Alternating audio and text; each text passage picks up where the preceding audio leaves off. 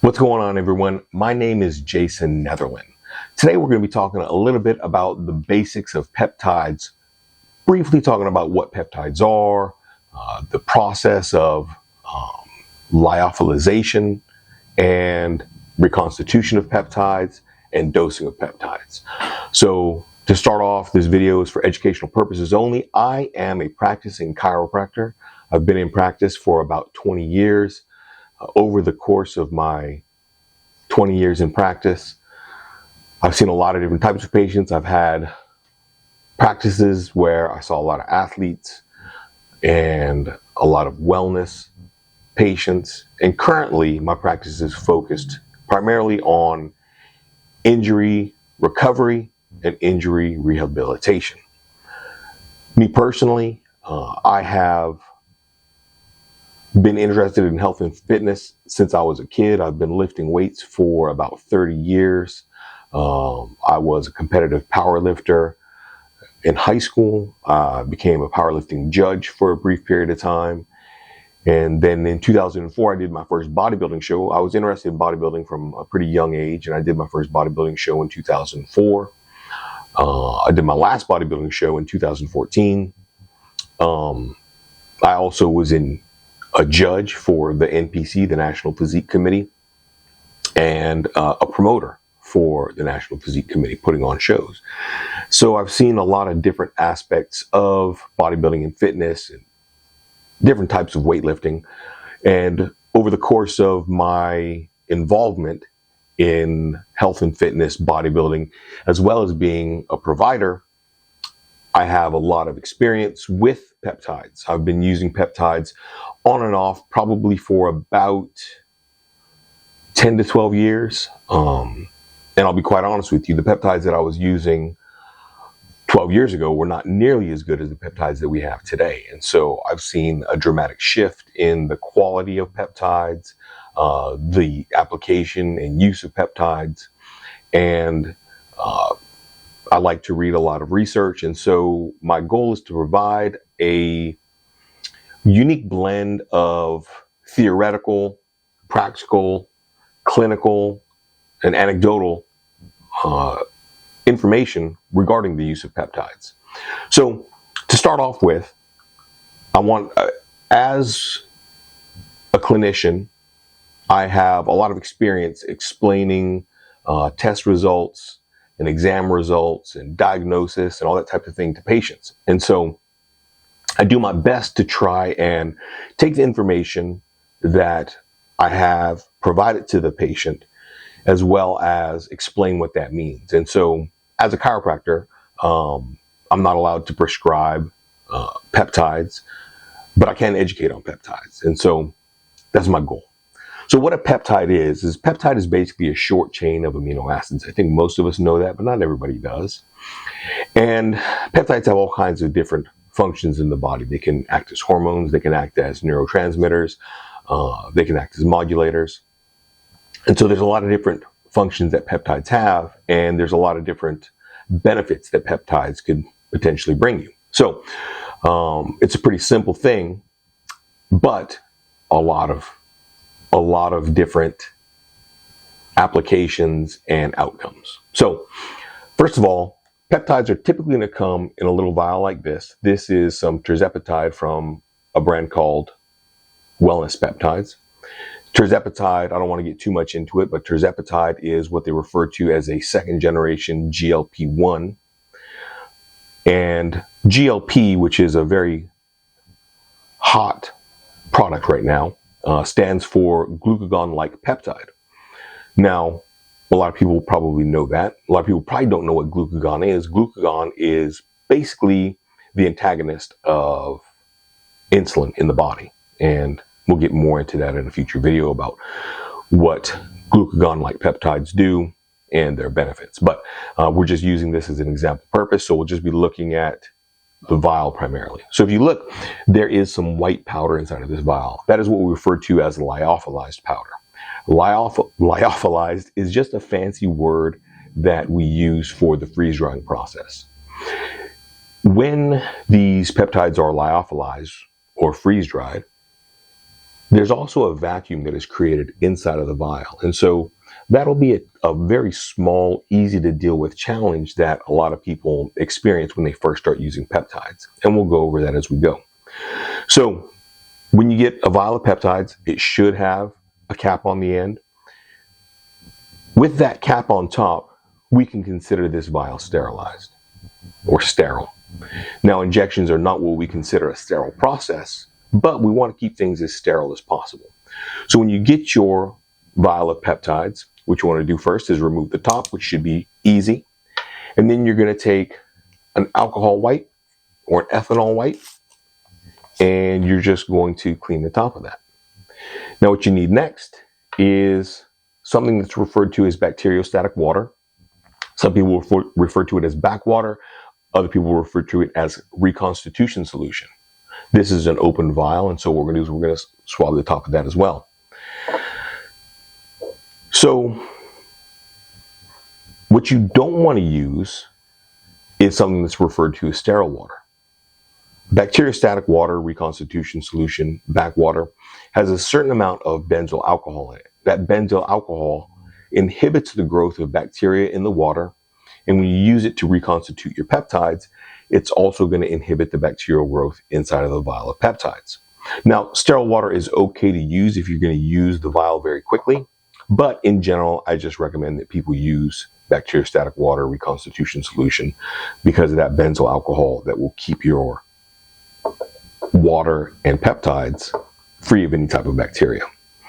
What I like to use is insulin syringes. Okay, so there's different types and different sizes of insulin syringes, but I like to use insulin syringes both for the reconstitution and administration of peptides. The reason why I like the insulin syringes is, first of all, they're cheap, they're easily disposed of, which you need to dispose of these things in something called a sharps container, which is a specific container that is used for disposing of sharp objects.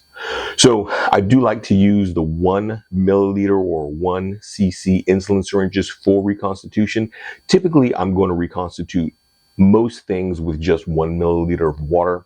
The reason why I do that is because of the math. It's easy to figure out the math on your peptide administration when you use 1 milliliter of water. And so I also have a peptide calculator that I'll link in the description, and that'll also help you figure out your appropriate administration dosing.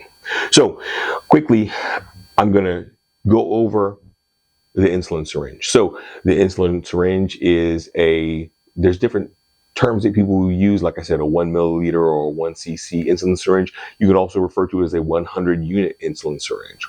So what that means is, on an insulin syringe, it has all these little marks. And so we refer to these little marks as tick marks. Now, on a 1 milliliter insulin syringe, you're going to have 50 tick marks.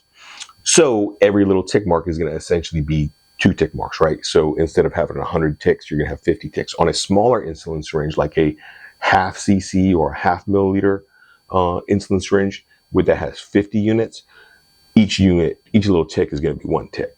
I hope that makes sense.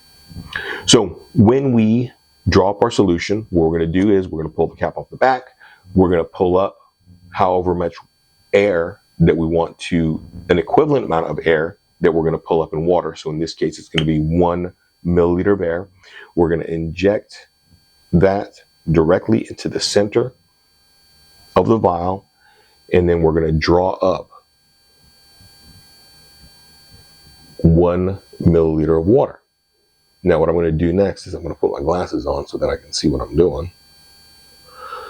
But when you use an insulin syringe, especially an insulin syringe that's this small, I believe this is a 31 gauge insulin syringe. So when they say 31 gauge, what that means is the 31 gauge is the size of the needle. And when we're talking about the size of the needle, the smaller the needle is, the larger the gauge will be, right? So a 31 gauge needle is going to be smaller than a 20 gauge needle. Okay, so once we have that drawn up, we're going to pull that out. I should have put my glasses on before I started doing this, but we're going to go ahead and put those on now. And then we're going to take our vial of peptides. We're going to find the center of that vial, and we're going to put the needle in. And so the important part here is you want to make sure that you hold the plunger so that it doesn't just suck the water into the vial, right? So again, part of the lyophilization process is there's going to be a vacuum inside of this vial, and it's going to want to just pull that water in. So hold the plunger and slowly allow that water to just drip down the side of the vial. The reason why we do this is because peptides are very delicate.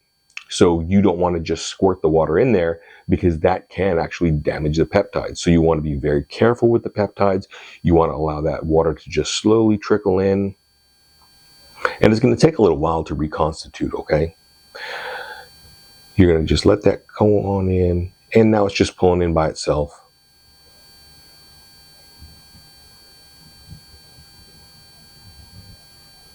And that's pretty much it. Now I have a few tips as far as this is concerned. Number one, what I like to do, again, there's a vacuum inside of this vial. So if I were to draw some air back out, you can see that it just pulls the plunger back down. So once again, this is not what we consider a sterile process, but we want to keep things as sterile as possible. Even so, what I like to do in order to balance out the pressure between the vial and the atmosphere is I like to pull the plunger all the way out of the vial. What that does is that balances out the pressure between the vial and the syringe. I'm sorry, the vial and the atmosphere. So just for demonstration purposes, now I'm going to take a milliliter of air. Once again, this is now the vacuum has been balanced out with the atmospheric pressure. We're going to inject that back in, or we're going to put the needle back into the center of the vial. And as you can see, it doesn't pull the plunger back down. So you take that out. Now what you're going to do is you're going to recap your needle. You want to be real careful because you don't want to stick yourself. So what I like to do personally is I just put the cap down on something on the table and I stick it in there. The reason why I do that is I've stuck myself before trying to recap a needle. You're not supposed to do that. And I shouldn't have done it, but I've done it before. So you always want to be careful with handling these real sharp objects. You want to make sure not to stick yourself. And these insulin needles, especially these very small insulin needles that are like 31 gauge, they're not probably going to go through the side of a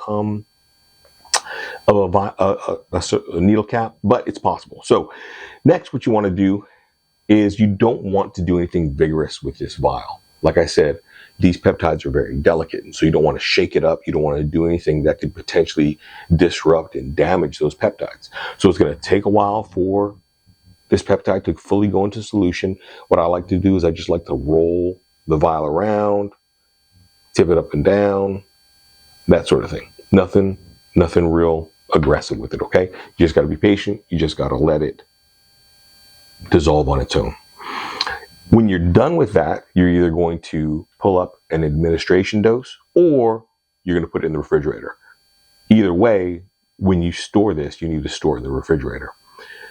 That's just how these things are. Once again, they're delicate and they need to be kept in the refrigerator to maintain their potency, okay? So as far as drawing up a dose, I'm going to demonstrate that as well. So one thing I didn't demonstrate or I didn't show is that these insulin syringes will typically come wrapped in paper. Sometimes they aren't. Sometimes they come in a bag with a whole bunch of loose ones in there. But a lot of these will be wrapped. So we're going to go ahead and open up a fresh one. Pull the back off. And then whenever you're going to administer your dose, you're going to draw up however much you want to draw or how much you want to administer. So for instance, let's say we're going to administer 30 units or not a third, but 0.3 milliliters. You're going to pull that up in the amount of air that you want. You're going to pull the cap off. Once again, you want to rub alcohol on the top of this in order to keep it as sterile as possible. Go right into the center of the vial. There's no vacuum, so it's not pulling that in. You're going to push the air in, and then you're going to draw up an equal amount of solution compared to what you injected in air, okay? So you're going to draw that up. This vial is not completely in the solution, so if you see any white in the vial, that's just how it is. Once you draw that up, you flip it out over, and you pull the needle out. Now I'm going to inject this back in because once again, it's not fully dissolved, and I'm not going to use it. So you're going to just slowly allow that to trickle back in. This isn't something that y'all will do because you're not going to be drawing up for demonstration purposes. And you're just going to let that go nice and slowly back into the vial. Again, these are delicate peptides and you don't want to do anything that's going to damage them. So, as far as dosing is concerned, dosing is very complicated. Dosing is going to be very dependent upon the different peptides, and it's going to be very dependent upon the individual.